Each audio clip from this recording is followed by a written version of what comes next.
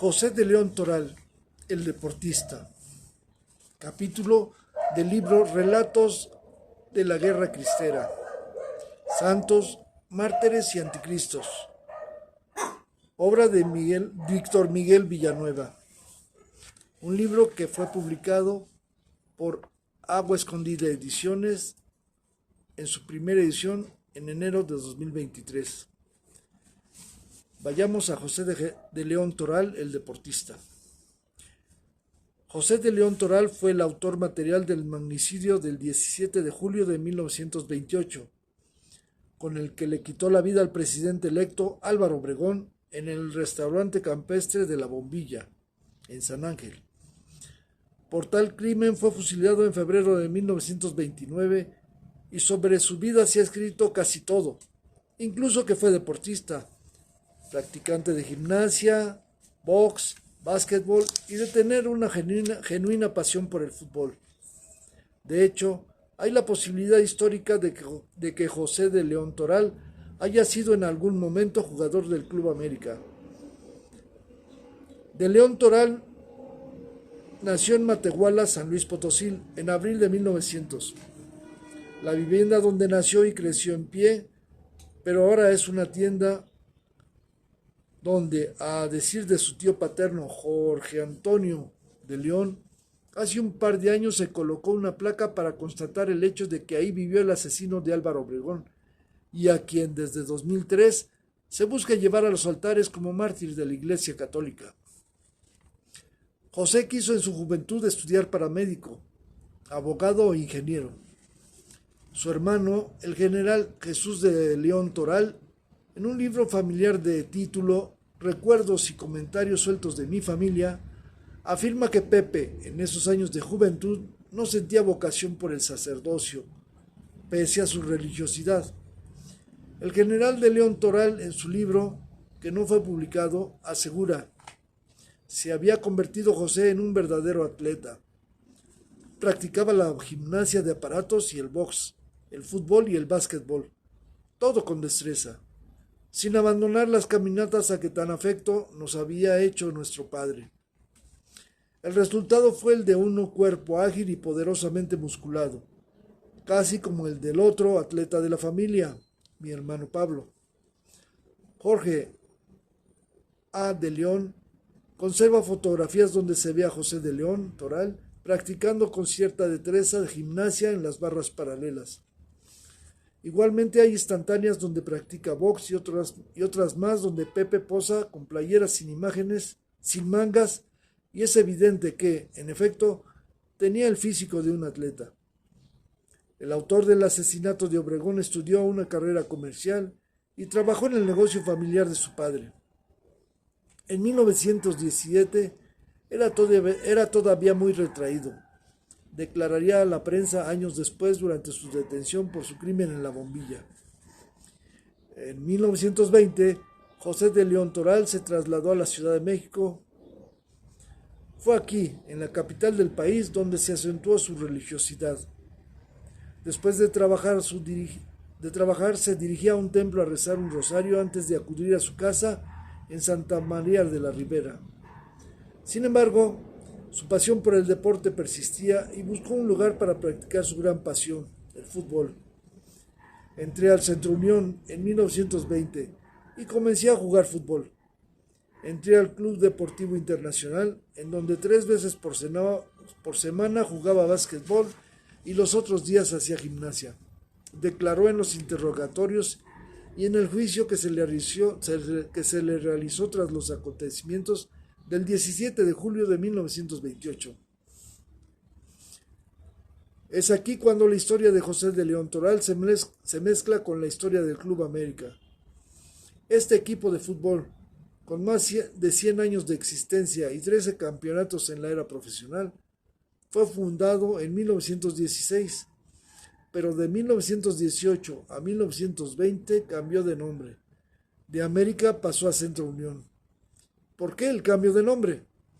Porque a la institución llegaron grupos de jóvenes de colegios maristas de la capital y decidieron eliminar el nombre del América, pese a que en sus filas estaba el fundador del equipo, Rafael Garza Gutiérrez.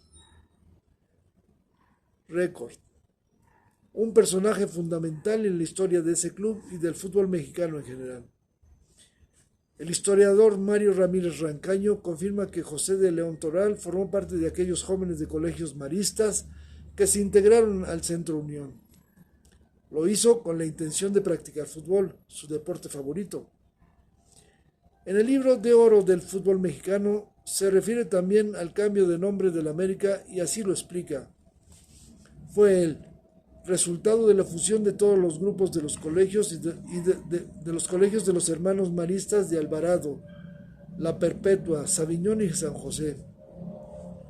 Igualmente, el libro Águilas del América, cronología de un equipo campeón, sostiene que el cambio de nombre se debió a la llegada de los maristas al club que habían fundado Garza y Gutiérrez 2 años atrás.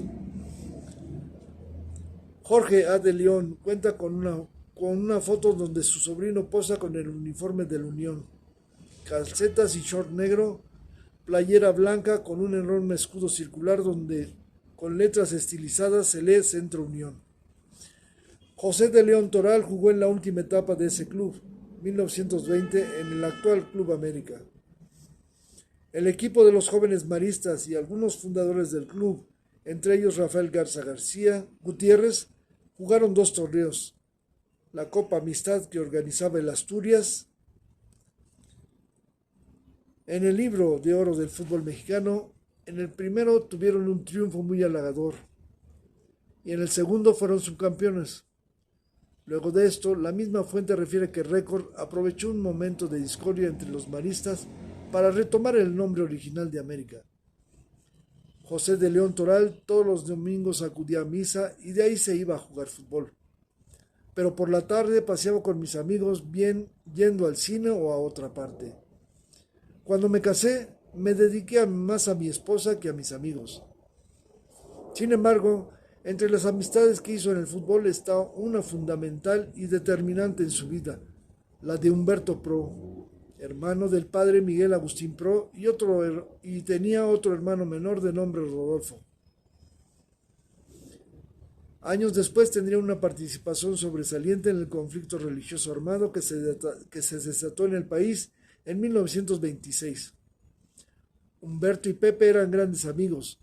Incluso ambos fueron capitanes de los equipos de fútbol a los que pertenecieron. En varias fotografías aparecen con un gafete cada uno. Luego formarían parte de la Asociación Católica de la Juventud Mexicana, ACJM, y de la Liga Nacional de la Defensa de la Libertad Religiosa, LNDLR. Humberto pagaría con su vida el intento de atentar contra la de Álvaro Obregón en 1927, mientras que José sí mataría al caudillo y también pagó con su vida por eso. En noviembre de 1927, el general Álvaro Obregón, como ya vimos, fue víctima de un atentado dinamitero en Chapultepec. Entre los responsables estaban Humberto Pro, quien fue fusilado junto con su hermano, el padre Miguel Agustín Pro y el ingeniero Luis Segura Vilchis, este último un auténtico terrorista. Ese día de las ejecuciones, el presidente Plutarco Elías Calles le perdonó la vida a Rodolfo Pro, a cambio de ser exiliado en La Habana, Cuba. Hasta aquel lugar, José de León Toral le escribió al menor de los Pro. La revista Proceso publicó en 2012 2 cartas donde el asesino del general Obregón vuelve a mostrar su pasión, incluso fanatismo por el fútbol. En la primera, fechada el 11 de enero de 1928, José de León Toral, al escribirle a Rodolfo Pro, compara el fusilamiento de Miguel y Humberto con un juego de fútbol. Otra cosa que sentí mucho más, en serio, fue que no hayas hecho, o mejor dicho, no hayas sido llamado a la acción que consumaron tus hermanos. Uno centró y el otro remató. Tú, en esta ocasión, goalkeeper, imposible que marcaras también tu gol. Pero, ¿cuántas veces un portero es el héroe del partido? Ya paraste mucho, te falta todavía más. Solo Dios nuestro Señor sabe si te cambiarán de delantero. Pido que no interpretes para mal mis figuras. solamente para tu bien. El símil que utiliza José de León Toral se explica así. Rodolfo tuvo una participación mínima en el atentado dinamitero contra Obregón en Chapultepec. Es decir, actuó de goalkeeper o de portero, mientras que sus hermanos no. Miguel Agustín lo planeó, o sea, centró, mientras que Humberto lo ejecutó, remató. Trata de consolarlo porque no marcó gol, es decir, porque no otorgó su vida. No hay que olvidar que para muchos de los que participaron en la guerra cristera, como de León Toral, los hermanos Pro y Segura Vilchis, entre otros más, Dios los había llamado a dar su vida para salvar la fe cristiana del anticristo, que era el presidente Calles. Por eso le dice, solo Dios nuestro Señor sabe si te cambiarán de delantero, o sea, si lo llama también a dar su vida por la religión. En una segunda carta, ahora de marzo de 1928, le manda saludos y le dice que luego de la muerte de sus hermanos, él se ha puesto a trabajar, es decir, prepararse para dar la vida como ellos por la iglesia. Sobre su vida en particular, le habla de sus dos pasiones. He seguido jugando fútbol y aún espero llegar a dar color. Sigo estudiando pintura y también tiro muy alto. Estoy trabajando por la causa y me voy a contentar con poco. Comprendo que en el fútbol y en pintura podría no convenirme llegar alto y Dios no me lo concedería. Pero en lo tocante a la santificación de las almas, Dios nunca falta, sino que supera nuestras esperanzas. Es decir, nunca dejo de practicar el fútbol. Tiro muy alto, o sea, quería llegar a lejos en esa actividad. También habla de su afición por la pintura. De hecho, fue un gran dibujante e ilustró para la prensa cómo fue torturado en las prisiones de Mixcoac y San Ángel con una gran precisión. Pero lo más revelador es que sigue trabajando para otra cosa más importante que el fútbol y la pintura: asesinar a Obregón para alcanzar la santificación. De hecho, luego de que Miguel Agustín Pro fuera declarado beato por Juan Pablo II, un grupo, donde están algunos de los familiares de León Toral, comenzó el proceso para convertirlo en mártir. Para ser mártir, la Iglesia Católica requiere, entre otras cosas, un martirio material y un martirio formal. El primero se refiere a que el candidato haya sufrido una muerte violenta. El segundo, a que esa muerte haya sido causada por el odio a la fe y que el mártir la haya aceptado por amor a la misma. Pero, sobre todo, que la causa sea impulsada desde una jerarquía católica, lo cual no parece suceder. Para que una persona sea declarada mártir por la Iglesia Católica, no se requiere de un milagro, como en el caso de un santo, donde sí es indispensable no uno, sino hasta dos milagros. Quienes impulsan la causa del Padre Pro, por ejemplo, esperan poder comprobar un milagro. El otro ya es haber dado su vida por la causa religiosa.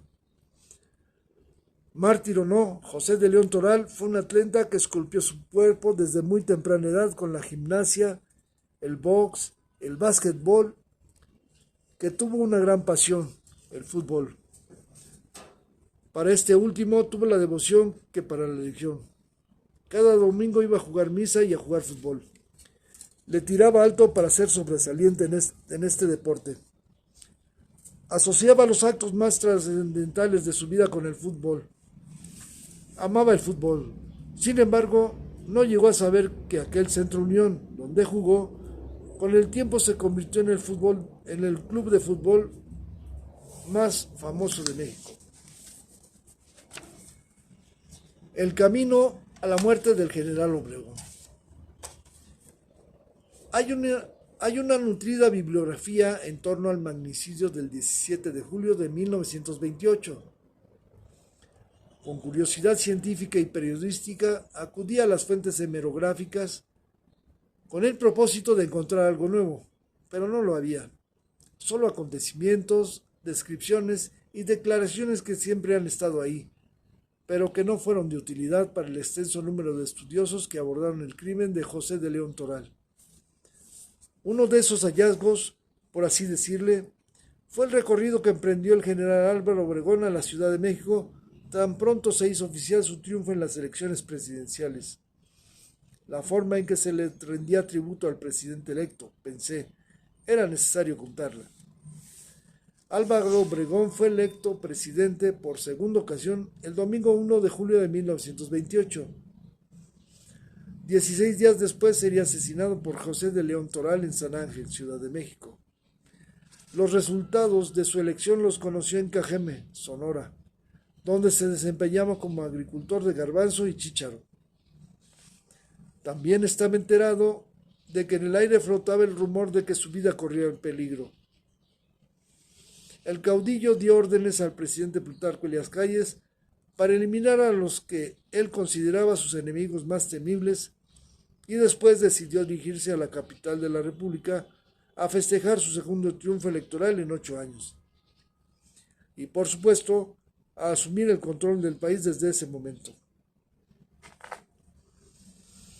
El viaje desde Sonora hasta la Ciudad de México es al más puro estilo del presidencialismo, que Obregón inauguró y sirvió de ejemplo a los políticos del siglo XX, con la diferencia de que el hombre más fuerte del país en ese entonces encontraría la muerte luego de su apoteósico recibimiento por sus partidarios. Antes de entrar a detalle de ese recorrido desde Cajeme hasta la Ciudad de México, entre el 10 y el 15 de julio, hay que detenerse en el hecho de que el rumor de que podría haber un atentado contra su vida era absolutamente real. Pedro Castro relata que, una vez declarado electo presidente de la República para el periodo 1928-1934, ese sería el primer sexenio. Antes los periodos presidenciales eran de 4 años. Obregón decidió lo del viaje a la capital del país y también ordenó 3 movimientos que alejarían, según él, cualquier posibilidad de un atentado contra su vida.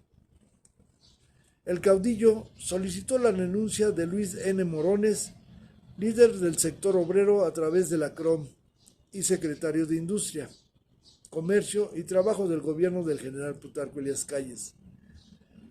La remoción del subsecretario de Guerra, el general Miguel N. Piña, pues Obregón estaba convencido de que preparaba un ataque militar contra él. Y el exilio del columnista Luis del Toro, quien escribía en contra del caudillo.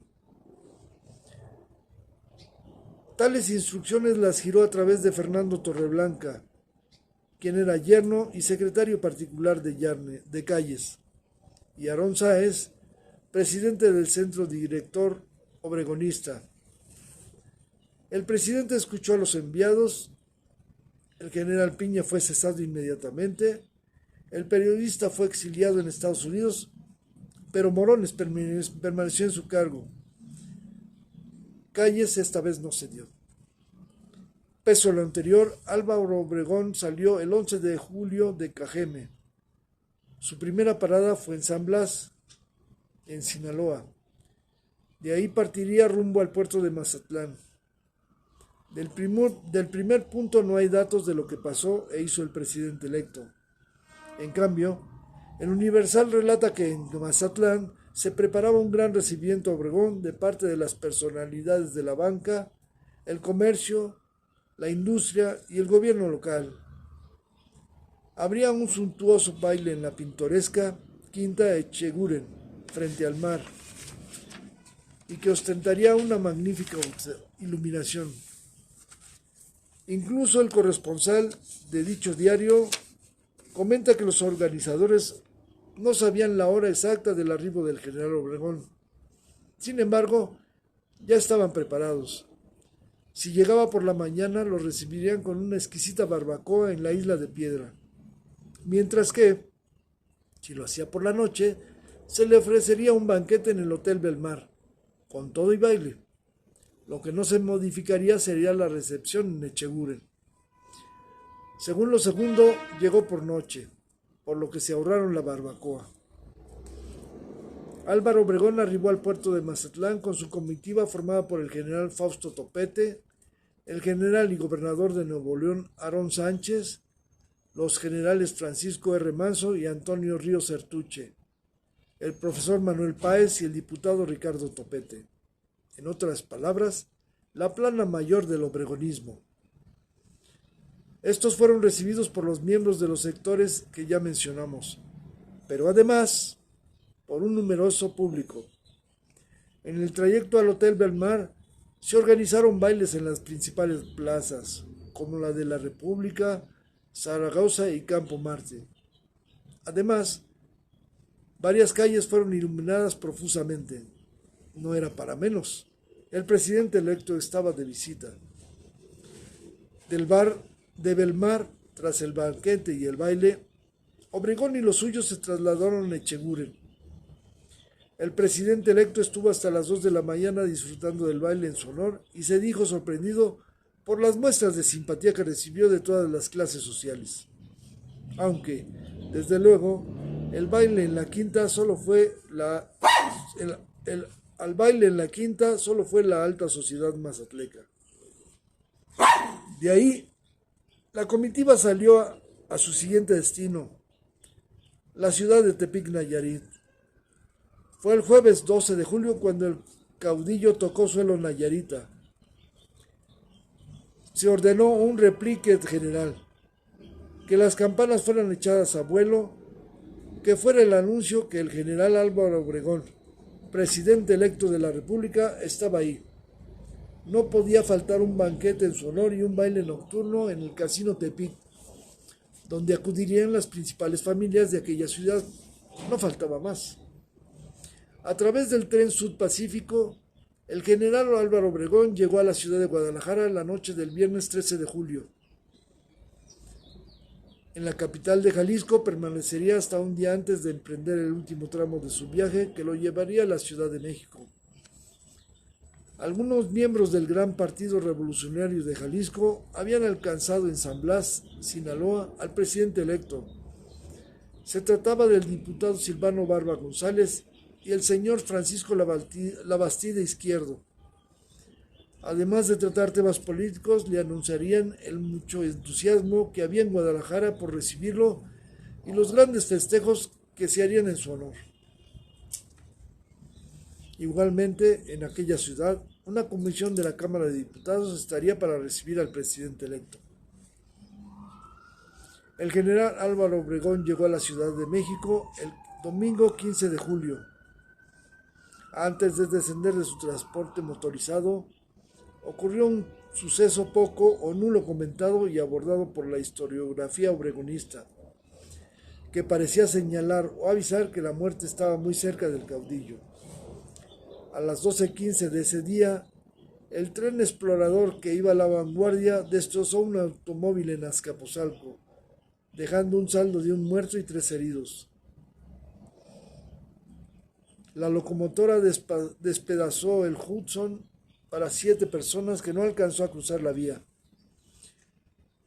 Según el reporte periodístico, era un grupo de militares que festejaban el cumpleaños de uno de ellos con sus esposas y amigos. Un militar perdió la vida, 2 alcanzaron a saltar, salvándose así, pero no así otras 3 personas que sufrieron heridas. El ferrocarril con el presidente electo pasó 15 minutos después por ese sitio. Al parecer, nadie se percató del accidente. Cerca de 70,000 personas llegaron a la estación Colón para recibir al general Álvaro Obregón. El recibimiento fue digno del hombre que, además de ser el futuro presidente de México, era el jefe supremo de la revolución. Entre esos miles de personas, obregonistas de cepa y en su mayoría acarreados, estaba José de León Toral. Ya decidido a matar al presidente electo, llevaba una pistola escondida en el pecho, solo que no encontró el momento ideal para cometer su crimen. La noche de aquel 15 de julio de 1928, de León Toral siguió al general Obregón hasta su casa en Avenida Jalisco 185.